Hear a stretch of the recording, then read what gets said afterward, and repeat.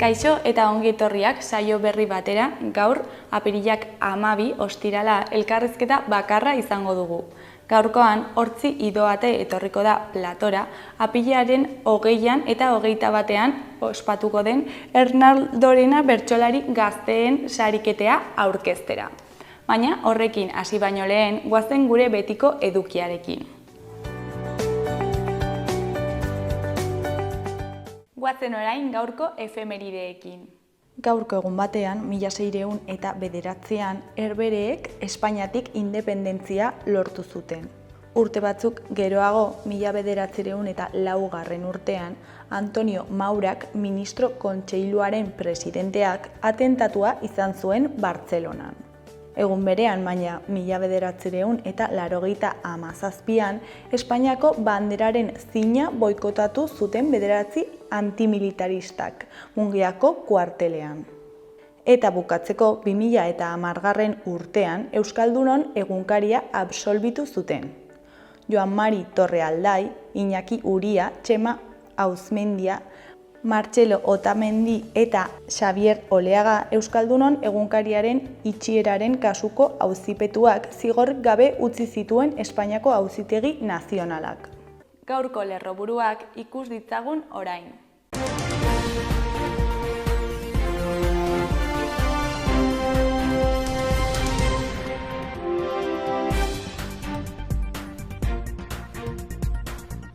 Nafarroko EH Bilduko Adolfo Araiz parlamentariak eta Fernando Anbustegi Baztango alkateak erdizko proiektuaren kontrako alegazioak aurkeztu dituzte Nafarroko Industria eta Transizio Ekologiko eta Digitalerako departamentuan. Zahar egoitzetako lan hitzarmen duinaren aldeko mobilizazio eguna egin dute ELA eta LAB sindikatuak. Aierdi kontseilariak nekazaritza lurretan ongarritze organikoaren erabilera positiboa ikertzen duen saiakuntza bat bisitatu du. Nafarroak Errioxarekin eta Euskadirekin batera larrialdi kasuetako koordinazio hobetzeko simulakro baten parte hartu du. Iruñak sexu eta genero aniztasunaren eta LGTBI berdintasunaren lehen plana onartu du 2028 arteko udal ekintza arautzeko. Parjap 2024 parke eta lorategi publikoen kongresuak 500 pertsona baino gehiago bilduko ditu Iruñan naturan oinarritutako soluzioi buruz eztabaidatzeko. Nafarroak dantza garaikidea lurralde osoan ikusgai jarri du DNA 2024en edizio berri batean. Ipar martxa hastapen ikastaro antolatu du Lezakako San Fermin erretiratuen elkarteak.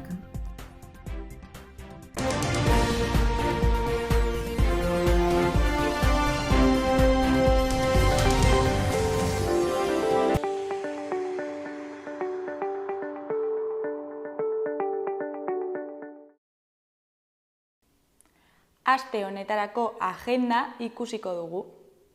Larun batean, alde batetik Lizarrako eguna ospatuko da. Aiztondeta elkarteak Lizarrako eguna antolatu du lehen aldiz, larun batean. Goizeko 9etan abiatuko dute eguna Lizarrako mendizale elkarteekin eta Aiztondetara igoko dira. Ondoren, 11etatik aintzina, puzgarriak, tirolina, tailerrak eta beste zenbait jarduera prestatu dituzte Santiago plazan. 3etan herri bazkaria eta ondoren ikuskizunak eta kontzertuen txanda izango da. Fitxer, Josetxu Piperrak and the River Rock Band, Chill Mafia eta Goxoan salsa izango dira kontzertuan.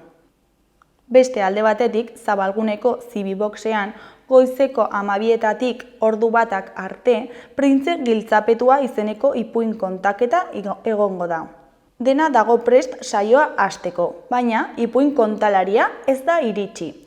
Nor Lurdez baino egokiagoa ataka estu horretatik ateratzeko? Garbitzailea baita eta liburutegiko liburu guztiak ezagutzen ditu. Lady Ballerinak bere ipuinik gogokoena kontatuko digu, Printze Giltzapetua. 4 urtetik gorakoentzat eta heldu batek lagunduta joan beharko dira. Doan izango da, baina aurrez izena eman beharko da. Larun batean ere, Sanduzelaiko Zibiboxean 6:30 7:30 magia eta zirkua aztikeriak izeneko magia showa egongo da. Txoborro eta Tor magoek sortu duten ikuskizunean magia eta antzerkia daude uztarturik. Kartak desagerpenak, asmakizunak, igarpenak eta gainerako gauza harrigarrien artean dimentsio handiko eskapismo saio bat eginen dute. Eta ikusleetako baten lebitazioa ere bai. Ez duzu sinetsiko zure begiek zer ikusten duten. 4 urte gorakoentzat heldu baten lagunduta joan beharko dira. Euro baten truke aurrez izena eman da.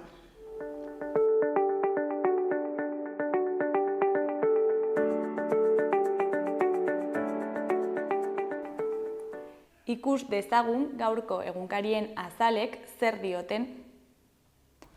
Diario de Noticiasen titular nagusian, Garroren dimisioak krisi bat ireki du osasunaren batzarrean.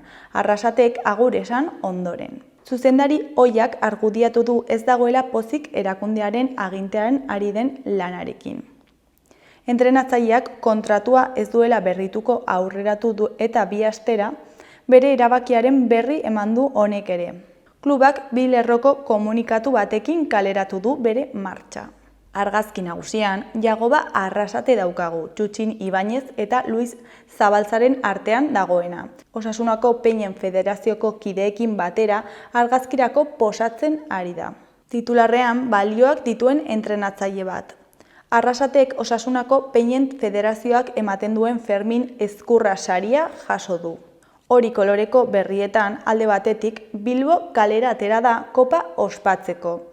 Beste alde batetik Etxlink Alemaniarra saritzen dute liburu dendek.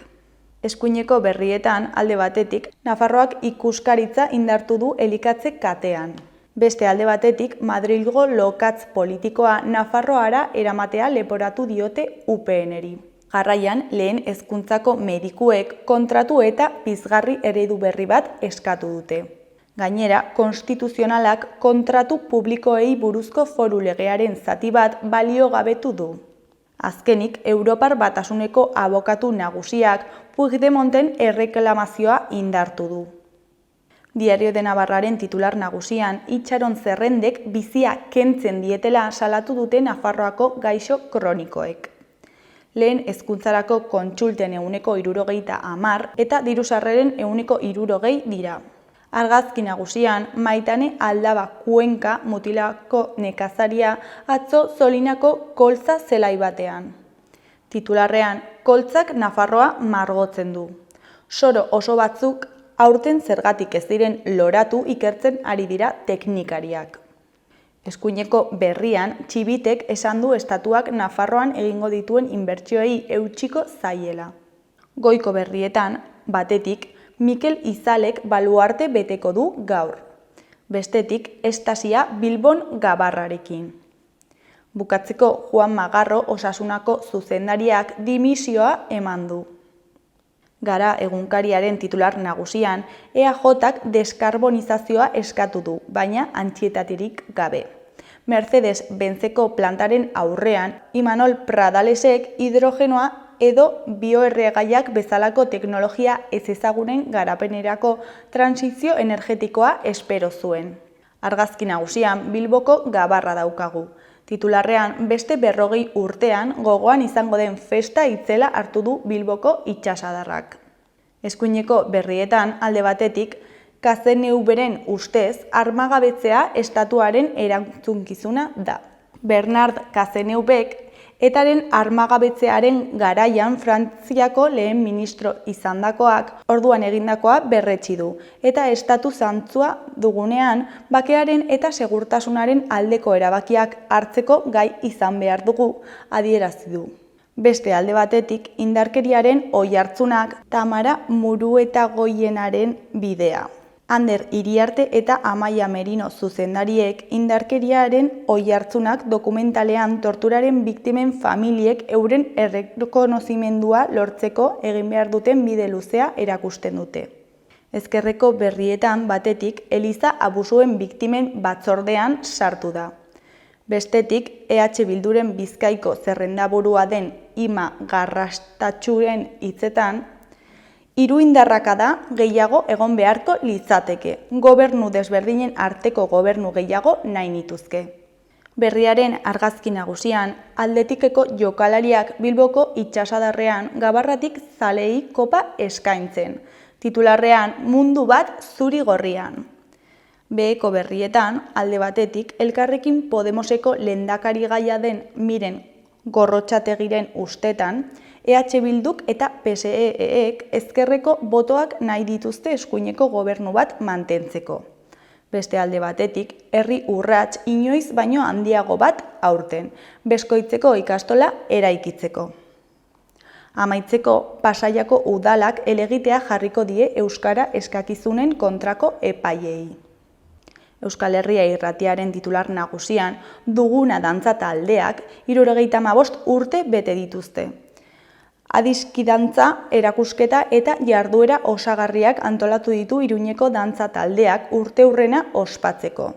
Kondestable Jauregian dago ikusgai apirilaren 14 arte eta itxiera emateko dantza tailerra eta kontzertua ere antolatu dute. Eskuineko berrietan, alde batetik Aizaga Zeberioren hitzetan, zaintzaileen ongizatea, autoezagutza eta zaintza landuko ditugu. Elkar zaintzen duten emakumeak izeneko proiektua jarriko du martxan astelehenean Altsasuko udaleko berdintasun alorrak. Parte hartze prozesu baten emaitzetatik eratorritako egitasmoa da eta helburu du zaintza lanetan aritzen diren emakumeei euren buruak ere zaintzeko aukera eskaintzea. Horretarako, ariketa fisikoa eta autoezagutzarako laguntza emozionala landuko dituzte profesionalekin batera. Beste alde batetik, Nafarroako Elizak jarrera aldatu du eta orain bai sexu abusuak ikertzeko batzordean parte hartuko du. Florentzio Rosello artzapezpiku berriak hartu du erabakia hainbat biktimekin elkartu eta gero. Nafarroako gobernuak espero du keinuaz harago Elizaren baitan gertatutakoak argitzen laguntzea.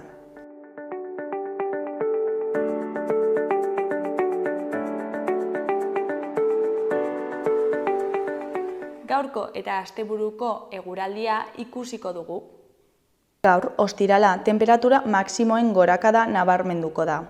Hotzetik hasiko dugu eguna, baina ondoren maksimoak nabarmen egingo dute gora. Barnealdean eguneko beroenak 25-30 gradu artekoak izango dira eta itsasertzean berriz brisarekin balio apalagoetan geldituko dira, 20-24 gradu artean. Itsasoko temperatura 13-14 graduren bueltan dabil. Hortaz, amplitude termikoa esanguratsua izango da barnealdean. Egun sentian, behe-laino batzuk sortuko dira, batez ere Araban, baina berehala altxatu eta gainerako orduetan oskarbi egongo da. Larunbatean, eguzkitsu eta barnealdean arratsaldeko lehen orduetan bero egingo du. Goizean goizetik oskarbi egongo da eta egunaren lehenengo zatian haizeak hego ukitu txiki bat izango du eta barnealdeko leku askotan 30 gradura gerturatuko dira maksimoak. Itsasertzean berriz, gauerditik aurrera haizea ipar mendebaldetik finkatuko da eta arratsaldean giroa freskoagoa izango da. Arratsaldeak aurrera egin ahala, ipar haizea barnealdera zabalduko da. Gainera, haize horrekin baliteke kostaldera itsasotik behe-hodeiak sartzea. Igandean, aldaketa handirik ez da egongo. Barnealdean, goizean goizetik eguzkitsu egongo da, oskarbi leku gehienetan eta temperatura maksimoak aurreko eguneko balio berdintsuetan geldituko dira, 25 gradutik gora. Itsasertzean berriz, ipar ukituko haizearekin baliteke itsasotik behe-hodeiak sartzea eta hodeitza hori arratsaldean ugarituz joango litzateke. Kostaldean giroa freskoagoa izango da. Gauean, oro har, hodeiak ugarituz joango dira. Asteleheneko aldaketaren seinale.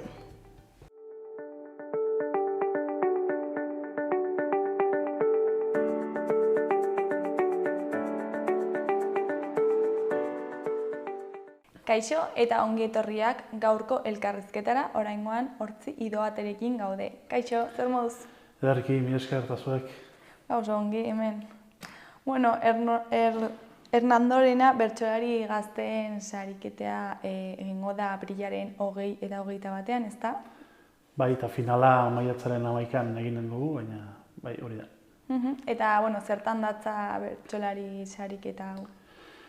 Bueno, gu bertsolarien lagunak elkartetik, bertsozale elkarteko, elkartearen baitako elkarte gisa, saiatzen gira gazteei plazak irekitzen, gazteak ezagutarazten, eta orduan hori da pixka bat helburu garrantzitsuena, ez? Gazte, azpitik heldu diren gazteei lekua ematea, elkar ezagutu dezaten, eta horregatik Euskal Herri guztiko bertsolariak ere ditzen ditugu. Eta hori, erresa baita edo bertso eskoletatik egiten dugun lana hor dago, bertsolariak ekartzen ditugu, baina gero erran nahi dudan bezala iatera eman behar zaie, eta hori da pixka bat helburua. Eta zein da izenaren arrazoia edo? Bueno, Hernandorena Gipuzkoar bat zen, zuzen ez dakit nungoa, orain momentu honetan errango nuke Zizurkilgoa zela, baina nago ziur, baina bera Iesean edo Ipar Euskal Herrira joan zen, eta kulturan oso aktiboa zen, Monzonekin ere harremana zuen, eta berak ekarri zituen plazara edo bultzatu zituen plazaruntz oso ezagun egingo ziren Salvador eta Makin. Eta sustapen lan horren edo horri tiraka, izen hori eman diogu, ez? Gu ere saiatzen girelako bertsolari gazteak plazarat ekartzen eta pixka bat munduak ezagun ditzan, eta hori da pixka bat arrazoia. Eta noiztik egiten da hau, eta nola esan zenuten ben, zen hau egitera? Hori urte batzu dira, errango nuke 15 urte edo badira, urte asko dira.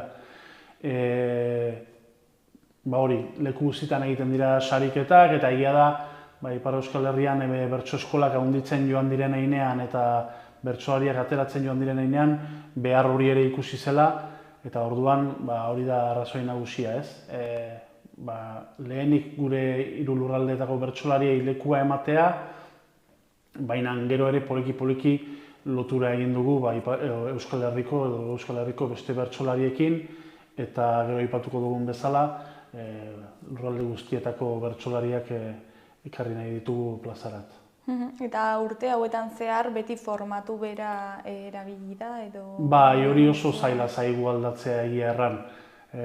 Azken finean, sariketa bat, pixka bat txapelketa bat bezala da, neurtzeko ariketak egin behar dira, orduan egiten dira batzutan esperimentu batzuk, baina aski klasikoa da, kanporaketa batzuk, ariketa klasikoekin, eta gero finala. Pixka bat desberdin egin izan duguna izan da, antolatzeko orduan, antolatu izan dugu edo elkarteekin edo gaztetxeekin hori mantentzen dugu, formula pixka bat aldatu da. Pixka bat ere jendeak ikasezan edo lagun genitzan saio bat antolatzea zer zen, ez? Azken finean, alde hori jende gutxik ezagutzen du, etortzen da ikustera saio bat, eta pixka bat hori, bertsolaritza ez baita soilik bertsolaria, baizik eta inguruan egiten den guztia. Eta orduan pixka bat horretan ikas ezaten, guk ere ikas genezan, harremanak sortu eta abar. Eta azken urte hauetan, txapeldunaren kategoria hori kendu izan da, edo nola egin duzu? Guk ez dugu kentzen egia erran, hortan atxikitzen dugu. Irabaztea txapel batekin joaten da, txapel poli batekin.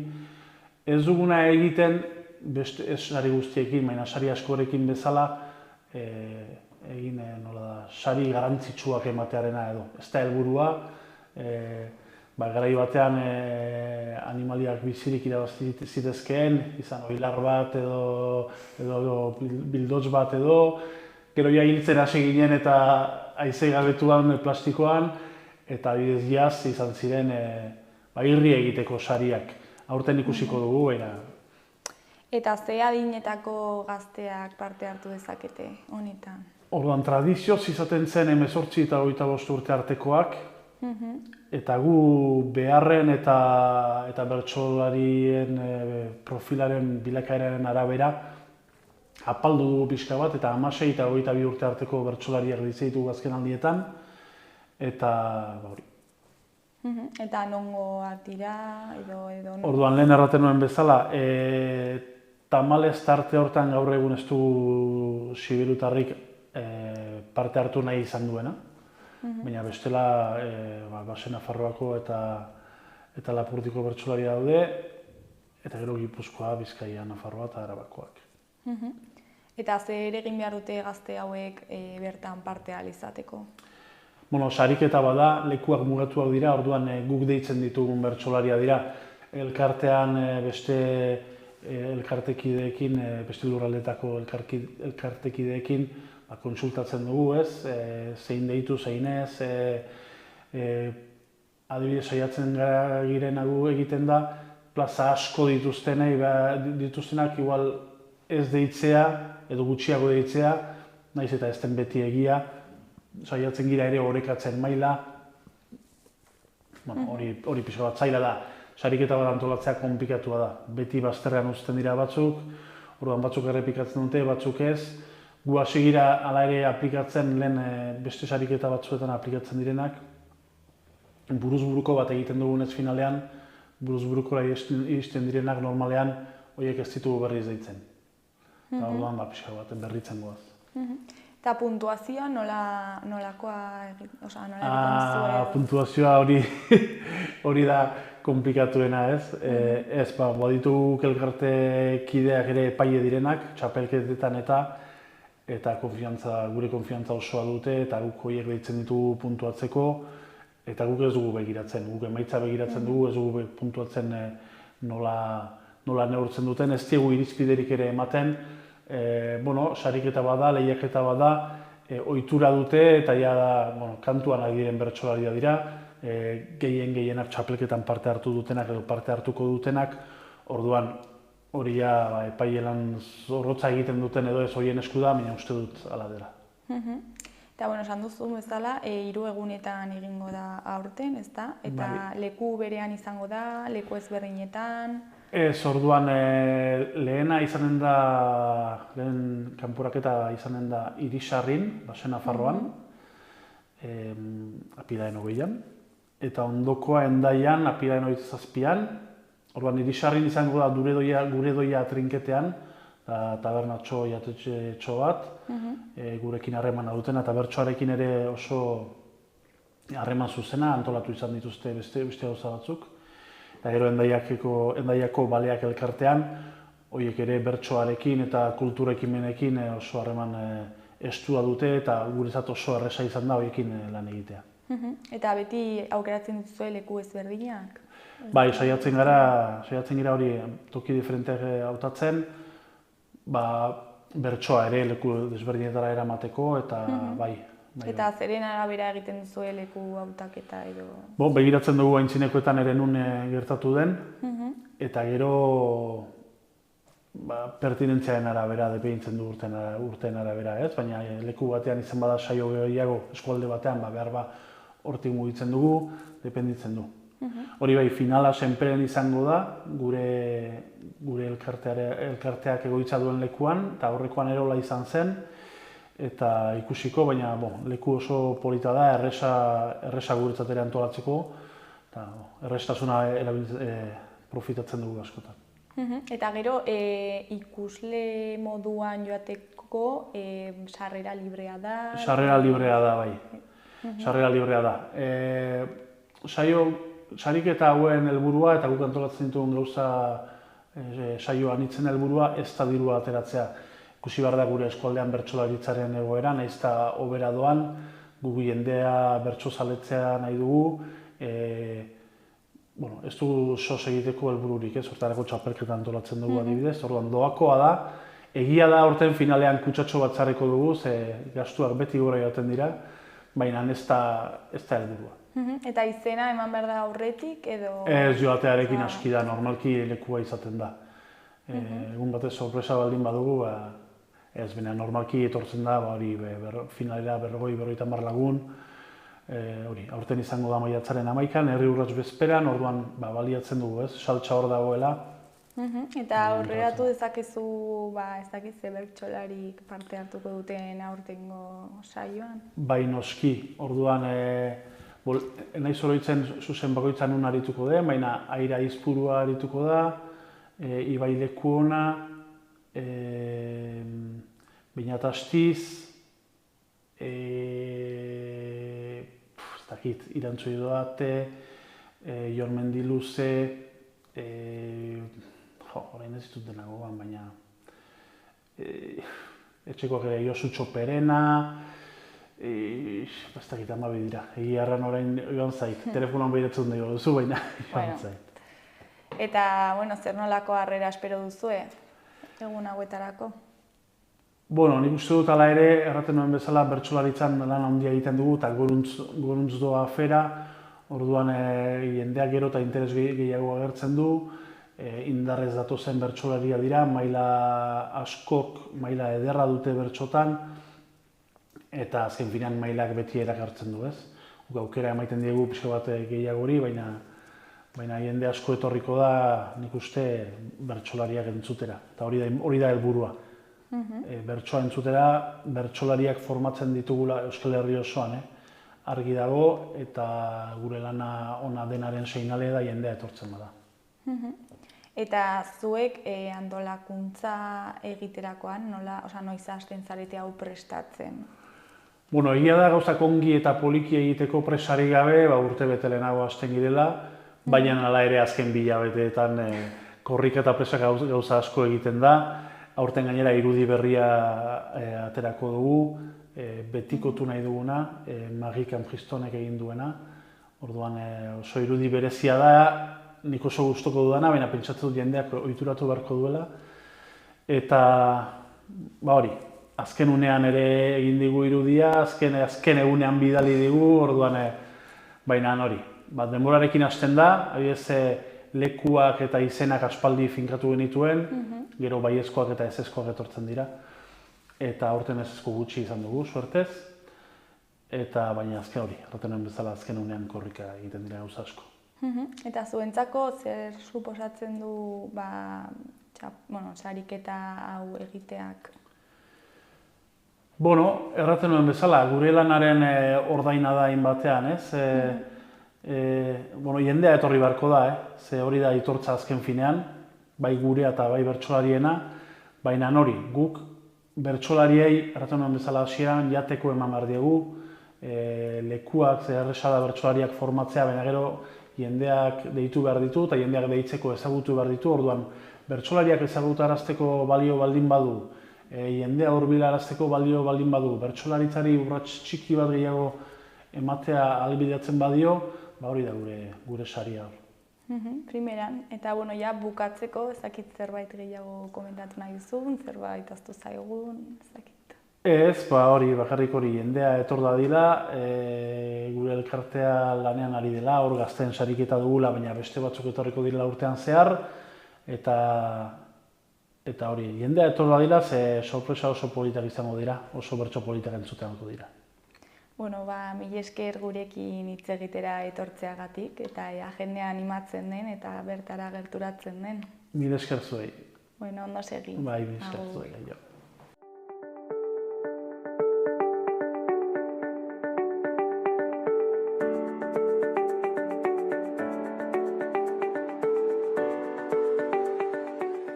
Gaurkoz hau izan da dena, hurrengo astelehenean itzuliko gara elkarrizketa eta eduki berriekin. Asteburu ona pasa!